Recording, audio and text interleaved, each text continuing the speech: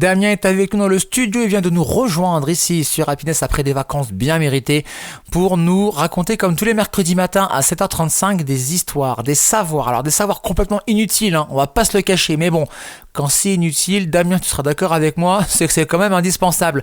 Et là aujourd'hui, une histoire complètement dingue, une histoire complètement folle quand un match de foot qualificatif pour la Coupe du Monde provoque une guerre entre deux pays latino-américains. Eh ben ça fight, on va en savoir plus avec toi, mon cher Damien, bonjour.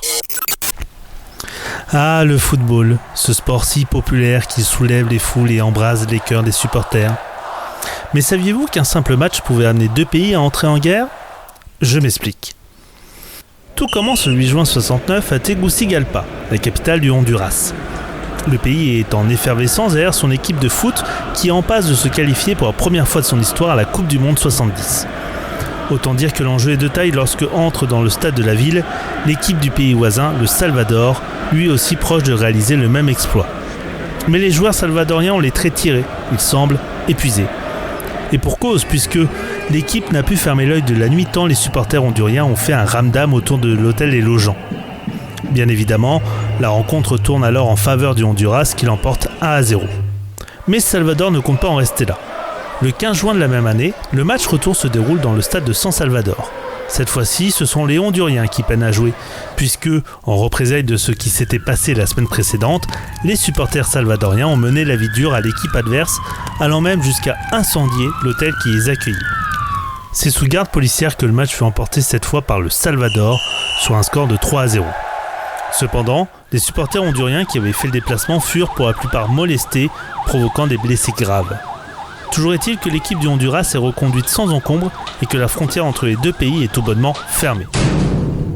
C'est alors que le gouvernement hondurien, composé d'une caste militaire, décide d'expulser bon nombre de Salvadoriens résidant dans le pays. On voit alors des voitures brûlées, des magasins pillés et des groupuscules armés ultranationalistes qui sèment la terreur. Ce n'est pas moins de 10 000 Salvadoriens qui sont forcés de fuir le pays.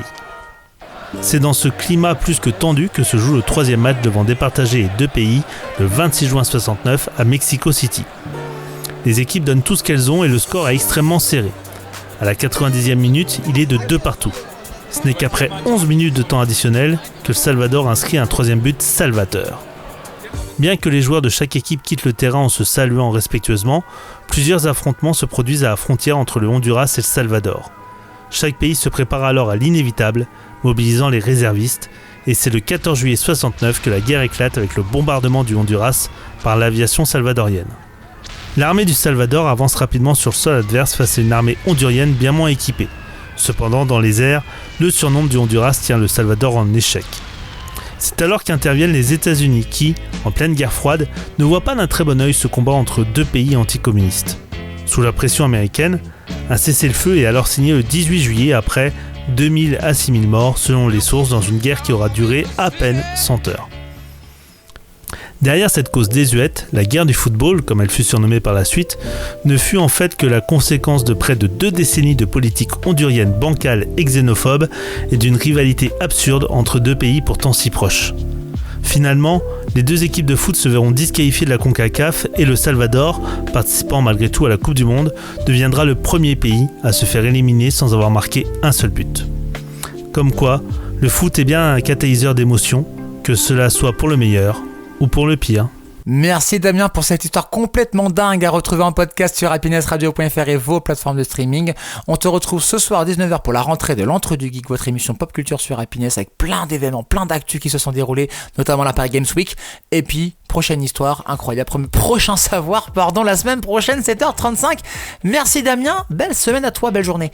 Dans 3 minutes, allez, non, 5 petites minutes, le temps de finir ma petite tasse de café. Quoi de neuf l'agenda, vos événements dans l'Oise à Amiens, c'est juste après votre playlist qui reprend tout de suite sur Happiness, votre playlist Classic and Hit, bien sûr.